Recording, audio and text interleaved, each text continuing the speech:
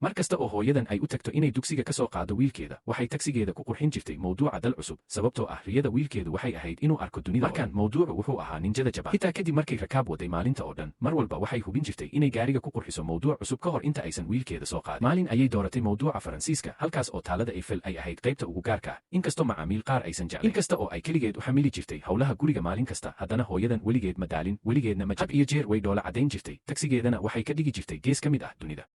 maalin ayay gaariga u qurxisay si uu u ekaado Switzerland iyadoo leh baraf iyo maalin kale waxay ka dhigtay sida keymaha Amazon maalin kale ayay ka daahday soo qaadista wiilkeeda sababtoo ah taayir ayaa ka daloolmay intay jidka ku jirtay iyada ayaana iskeed u beddeshay taayirka inkastoo ay aad u daalanay si kastaba ha ahaatee mar walba waxay samayn jirtay intii karaankeeda ah si ay wiilkeeda u farxad geliso markay dugsiga gaadhay wiilkeedu wuxuu fadhiyey halkaas isagoo murugaysan wuu ka daalay sugidda hooyadiis ilaa fiidkii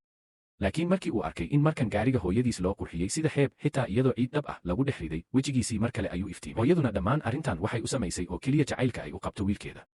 8 sano kadib hooyadii way gabowday mana shaqayn jirin tagsi wade mar dambe maalin ayaa qof dibadda ka soo wacay wuxuu ahaa wiilkeedii hadda wuxuu noqday nin weyn oo guulaystay wuxuu xidhnaa isla dharkii ay hooyadiis xiran jirtay markii ay u iman jirtay dugsiga isagoo dhoola caddaynaya ayuu hooyo hadda waa anigii markayga ah kaalay aan ku tuso dunida ilmo ayaa ka soo daadatay indhaha hooyada waxayna si adag u habsatay wiilkeeda